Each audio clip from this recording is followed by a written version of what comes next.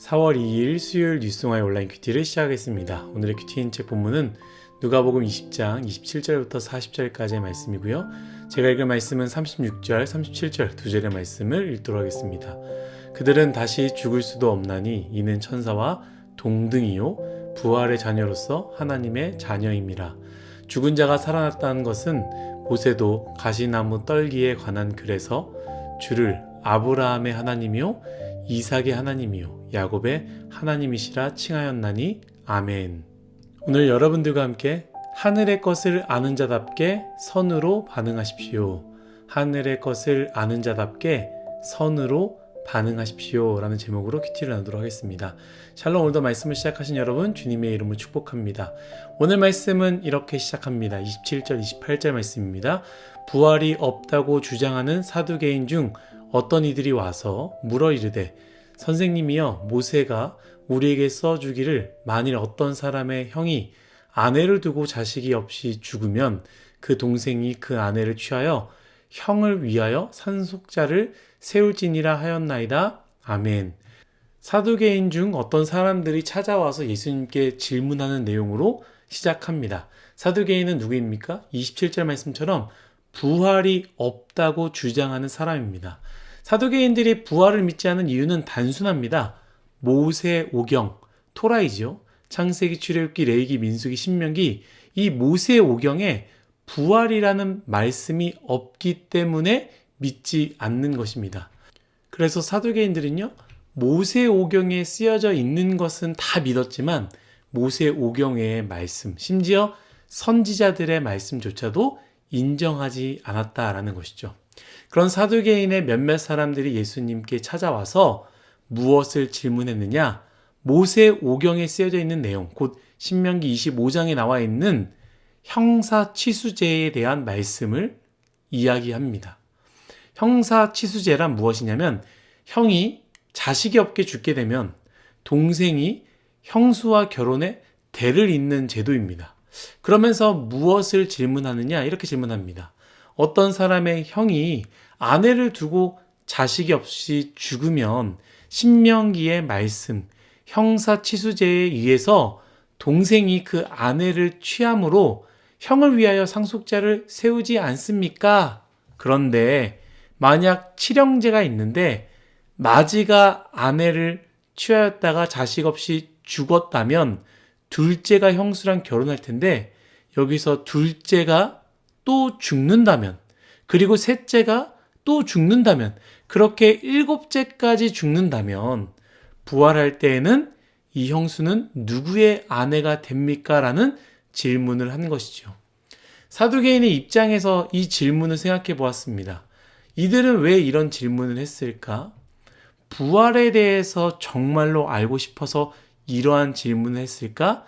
아니면 예수님을 공격하기 위해서 질문을 했을까? 사두개인들은요, 확실히 부활을 믿지 않았습니다. 곧 이들이 질문을 한 것은요, 자신들이 믿고 있는 것이 전부라고 생각했기에 예수님께서 이것을 질문하면 예수님 스스로 어려워질 것이다 라고 확신한 것이죠. 돌려서 이야기한 것이지만 이 질문에 의도가 있는 질문입니다. 어떤 의도입니까? 공격이죠. 저는 사두개인들의 질문을 묵상하면서 나의 질문은 어떠한가? 평상시 내가 어떤 사람들에게 하는 질문들은 어떠한가? 라는 생각을 했습니다. 이런 표현을 하죠. 질문을 듣는 사람으로 하여금 당혹스럽게 만들지만 그 표정 앞에서 이런 표현을 합니다. 진짜 궁금해서 질문하는 거야. 진짜 궁금해서 그래. 그런데 여러분, 정말로 진짜 궁금해서 하는 질문인가요? 그럴 수도 있지만 종종 진짜 궁금해서 묻는 질문이기보다는 사두개인이 가진 마음, 내가 믿는 것이 확실하고 내가 생각하는 것이 옳기에 너가 생각하는 것은 형편이 없어라는 공격적 질문일 때도 많다라는 것이죠. 내가 맞고 너가 틀린 것 아니냐? 우리의 마음이 사두개인의 마음이 아니었으면 좋겠습니다. 사두개인은요, 모세 오경의 문자적 율법은 믿었지만 율법의 의미인 하나님 사랑과 이웃 사랑 중에 이웃 사랑은 무시한 것 아니겠습니까? 내가 믿는 것, 내가 생각하는 것이 100% 옳다라는 것으로 상대방을 가르치기 위해 혹은 상대방을 넘어뜨리기 위해 공격하는 마음이 없기를 간절히 바라겠습니다. 두 번째는 그 질문에 대한 예수님의 답변을 한번 생각해 보았습니다. 먼저는 예수님은 그것을 알면서도 어떤 거예요? 본인을 공격한다는 것을 알면서도 신실하게 대답하여 주었다라는 것이죠. 공격을 공격으로 받아들이지 않은 것이죠. 악으로 선을 갚으라고 말씀하셨던 것처럼 악한 질문을 통하여 악하게 받아내지 않으셨습니다. 그리고 이웃 사랑을 선한 답으로 실현하셨다라는 것이죠. 여러분, 우리도 명확하게 나를 공격하는 것임을 알 수 있습니다. 무시당했고 나를 모욕 주려는구나 라는 생각이 들 때도 있습니다. 여러분, 그때 어떻게 하시겠습니까? 악을 악으로 갚으시겠습니까? 참 어렵지만 참 어렵죠. 저라고 잘하겠습니까? 그래도 우리는 또 노력해야 되는 것이죠. 알지만 속아주는 것, 알지만 웃어주는 것. 물론 이것이 여러분들의 마음을 그늘지게 한다면 그렇게 하지 마십시오. 너무나 힘들고 어려운데 속아주고 너무나 괴로운데 웃어주진 마십시오. 오히려 그땐 그렇게 이야기하지 말라고 말하는 것이 더 낫습니다. 혹은 그 자리를 피하는 게 나을 것 같습니다. 그러나 여러분 잘 들어보십시오. 그러나 더 높은 뜻을 가지고 더 높은 가치를 가지고 있는 자이기에 마치 선생님이 제자와 다르듯 마치 부모와 자녀가 다르듯 하나님의 뜻을 가진 사람이 땅의 뜻을 가진 사람과 다르듯 하나님의 뜻을 가졌다면 큰 마음으로 땅의 마음을 가진 사람에게 선한 반응을 하는 것이 옳지 않겠습니까? 그런 우리 모두가 되기를 예수님의 이름으로 축복합니다. 예수님은 두 가지를 말씀하십니다. 첫 번째 34절 35절 말씀입니다. 예수께서 이르시되 이 세상의 자녀들은 장가도 가고 시집도 가되 저 세상과 및 죽은 자 가운데서 부활함을 얻기에 합당히 여김을 받은 자들은 장가가고 시집가는 일이 없으며 아멘. 예수님은 부활에 대해서 무엇을 말씀하시느냐? 우리가 살아가는 이 현실과 같이 육체적 연합과 생육 중심의 삶이 아니다라는 것을 이야기합니다. 그러니까 부활 이후의 삶은요, 지금 우리가 살아가는 삶과 완전히 다르다라는 것을 말씀하시는 것이죠. 사도계는요, 현재 자신의 삶에 대해서만 충실한 사람이었습니다. 현재의 문제 안에서만 하나님을 바라본 것이죠.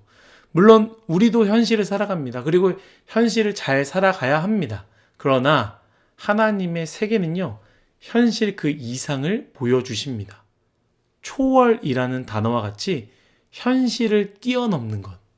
신앙은요, 현실을 살아갑니다. 그러나 현실의 한계로만 살아가지 않고요, 하나님을 바라보며 현실의 삶을 초월하는 삶을 살아갑니다. 그래서 바울이 고백하지 않습니까? 가난해져도 괜찮고 부해도 상관이 없다. 사랑하는 뉴송아 여러분, 부활을 믿으십니까? 현실을 살아가되 한계 속에서 살아가지 마십시오. 부활의 삶, 곧 초월의 삶을 살아가는 우리 모두가 되기를 예수님의 이름으로 축복합니다. 그 마지막 말씀 37절 38절 두 절의 말씀입니다. 죽은 자가 살아나는 것은 모세도 가시나무 떨기에 관한 글에서 주를 아브라함의 하나님이요 이삭의 하나님이요 야곱의 하나님이시라 칭하였느니 하나님은 죽은 자 하나님이 아니요 살아있는 자의 하나님이시라. 하나님에게는 모든 사람이 살았느니라 하시니 아멘. 예수님은 믿지 못하는 사두개인들에게 부활에 대해서 어떻게 설명하느냐?